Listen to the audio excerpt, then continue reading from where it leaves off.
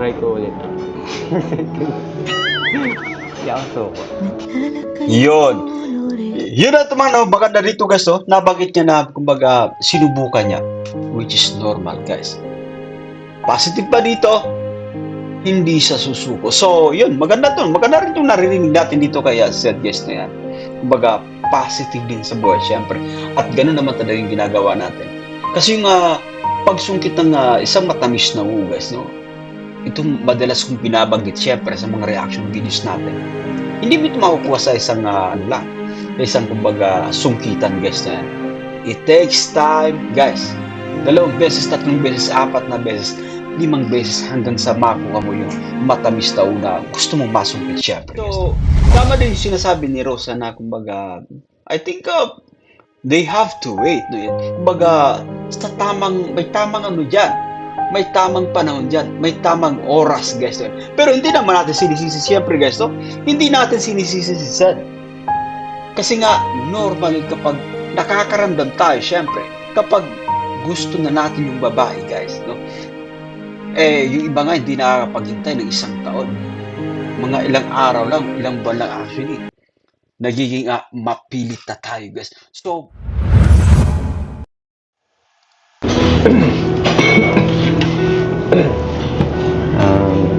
Total, mag-1 taon na rin tayo. Gusto ko lang tanong, payag ka ba kung pwede kang maging girlfriend? Seryoso? Oo nga. Seryoso ka? Yun nga, yung boyfriend mo ako, girlfriend kita. okay guys, so let's pause for a while, ayan. Let's pause for a while, guys, no, yan. But then, naunawaan natin siya, no, si Seth, gawa ng tama nga naman siya. 1 taon na silang, kumbaga, magkakilala. 1 taon na rin siya, kumbaga, alam mo, guys, nag-i-effort dito kay Rose Ann, guys, yan. 1 taon na rin siya, kumbaga, nagpapakita ng effort kay Rose Ann, no? Especially dito sa kanilang serye, syempre.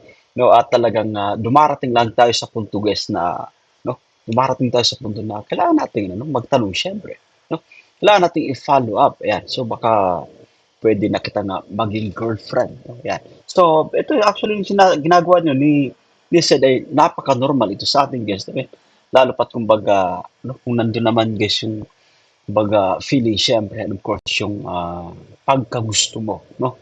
Yan. Yung pagmamahal, nandyan na rin guys. Ayan. Yung nandun na rin yung pagkagusto mo sa isang tao guys. So, dumarating tayo talaga sa puntong ito. But anyway, pakinggan natin guys kung ano yung magiging kasagutan siyempre ng kanyang leading lady.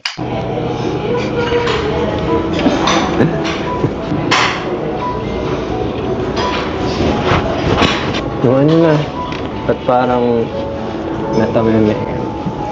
Wala, napaisip lang ako. Ano ba? Seryoso ba yun o love team? Seryoso ano? Ano nga? Seryoso nga. Kala ko ba love team lang tayo? At sineryoso mo. Let's pause for a while guys. Tama naman yan, no? Tama naman yung katanungan ni Rosan actually guys. No? Kasi yung purpose talaga guys ng kanilang tambalan, siyempre kumbaga for entertainment, no? Yan. So, but hindi talaga natin maiiwasan guys na dumarating sa punto siyempre na natatangay tayo ng ating damdamin guys na yan. So, lalo pat kumbaga guys sa pagkakataon to ating kasi si Seth gusto niya ng totohanan siyempre. But anyway, let's pause for a while.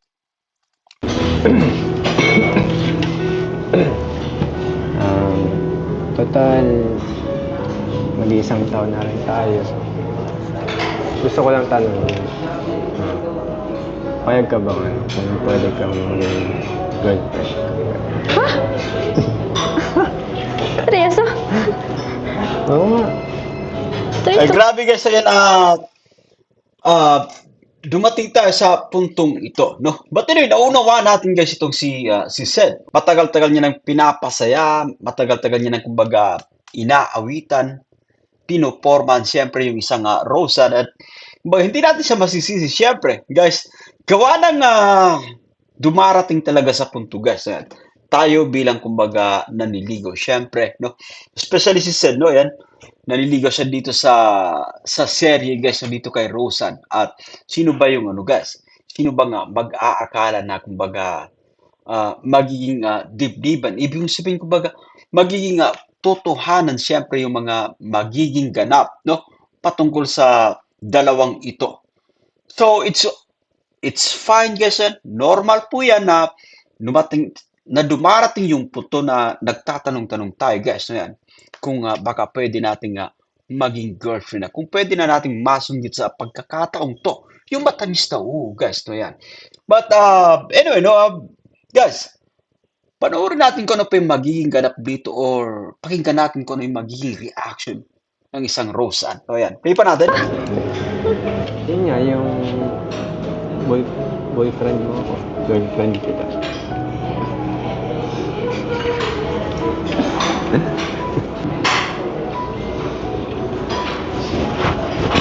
Yung ano na, ba't parang natameme. Natatahimik din dito siya, no, si Roseanne, gawa ng hindi siya makapaniwala. So, normal guess, no?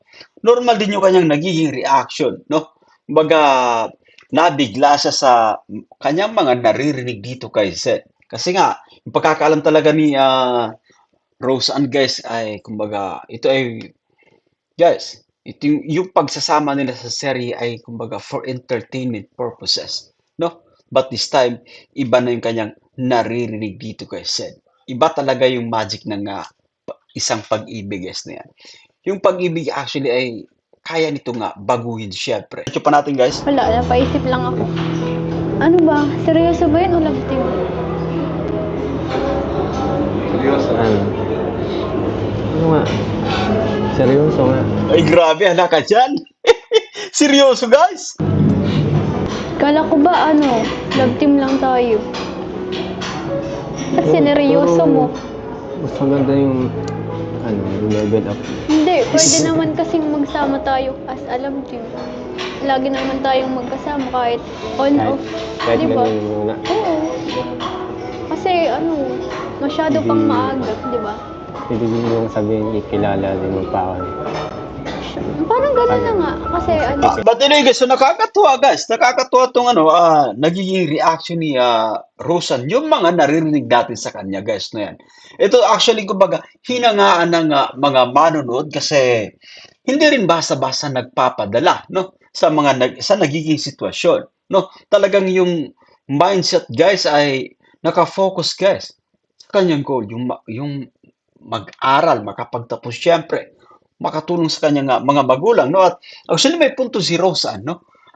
For now, how about na kumbaga ituloy-tuloy nila yung serye at the same time kumbaga hindi sila naiilang sa isa't isa, no?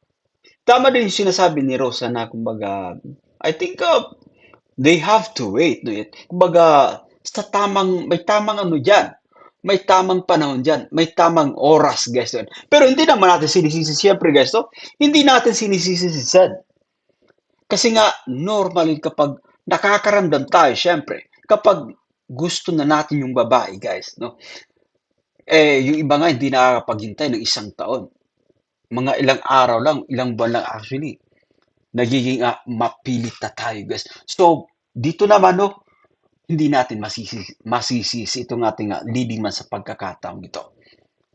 Talagang natangay siya ng kanyang damdamin. Pero saludo tayo, no? Saludo tayo dito guys kay Roseanne. But anyway, play pa natin. kasi sa love team naman, parang naman din. Yung samahan natin, parang lang. Alam mo kasi, Sed, ayoko din masira yung pagkakaibigan natin. Grabe. Ito yung sinasabi natin guys, totoo rin sa sarili syempre guys. Totoo sa sarili si Roseanne. At saludo tayo dito guys, sa dalagang ito. Ayan, play pa natin. Mas gusto ko pa din yung love team muna sa ngayon. Kasi Yeah. So, guys, no, love team lang muna sa ngayon. Kumbaga, kumbaga guys, nakakatuwa siya, napaka-vocal din ni Roseanne guys, no yan. So, sa love team, I think mas komportable sila guys, no yan. Komportable sila sa mga ganitong ganap, syempre. Yan. Alam ko na darating din yung time, bro, Zed, no? Zed, darating yung time para sa inyo ni Rosan. So, for now, ay, kumbaga, chill ka lang muna, relax ka lang muna, no? Yan, kung talagang seryoso ka kay Rosa, no? Eto, nasabi niya na, kumbaga, ah, she prefers na, kumbaga, sa love team lang muna, hanggang mag-love team lang muna. Kasi, guys, hindi lang sa ating kalaman, siyempre, no? Rosa ay, kumbaga, napaka, ano din, no? Kumbaga, family-oriented din neto, guys, na yan. Talagang priority niya yung kanyang pag-aaral, family, at she's just 18 actually, no? Marami pa kayong, kumbaga, mga pagdadaanan na pagsubok, guys, na yan. Dito sa itong dalawang ito, guys, ibig sabihin, no? Marami pa silang, kumbaga, mapagdadaanan para mas lalo pang makilala yung isa't isa. Para lalo pang mapagtibay, syempre, kung anong feelings meron sila sa kasalukuyan, guys, na yan. So, tama po ba, guys, na yan? Patuloy, diretso pa natin. Double din ako na ganito tayo. Magkaibigan tayo.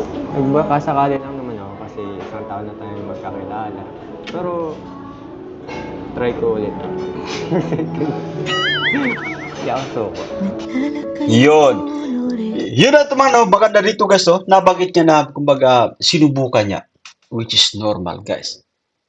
Positive pa dito, hindi sa susuko. So, yun, maganda to. Maganda rin itong naririnig natin dito kaya said yes na yan. Kumbaga, positive din sa buhay, syempre. At gano'n naman talaga yung ginagawa natin. Kasi yung pagsungkit ng isang matamis na hugas, no? Itong madalas kong binabanggit, syempre, sa mga reaction videos natin. Hindi mo ito makukuha sa isang, ano lang, isang, kumbaga, sungkitan, guys, na yan. It takes time, guys. 2 beses, 3 beses, 4 na beses, 5 beses hanggang sa makuha mo yung matamis na una gusto mong masungkit, syempre, guys. No? At which is napaka-normal, guys, na yan. At mag-abang-abang tayo kasi alam mo na, touch ako dito sa bahagi ito, no yan. Nakuha ng dalawang itong ating attention, guys. To. Naramdaman ko yung, kumbaga, pagiging sincero sa pagkakataong to ni Zed at pagiging sincero din sa mga naging kasagutan kung paano niya idinitalye din, guys, yung purpose ni Rosa, no? No, for now, ay kumbaga, okay lang muna sa kanya yung mag-love team, no? Kasi komportable sila, guys, na yan. So, that's it for today at mag-abang-abang tayo dito kasi hindi ito dito, guys, nagtatapos yung kanilang tambalan, no? At alam ko na mas interesting pa yung paparating na episode dito sa Tambalang Cedros. Yan. So kung nagustuhan nyo yung ating pagre-reaction, guys, no yan, sa mga bago pa lang sa ating munting YouTube channel, make sure na nakasubscribe, i-hit ang notification bell para laging updated sa mga videos nating upload. Ako po si Jason Albasan. Thank you so much and God bless us all. Kita-kits sa mga susunod pa nating vlogs.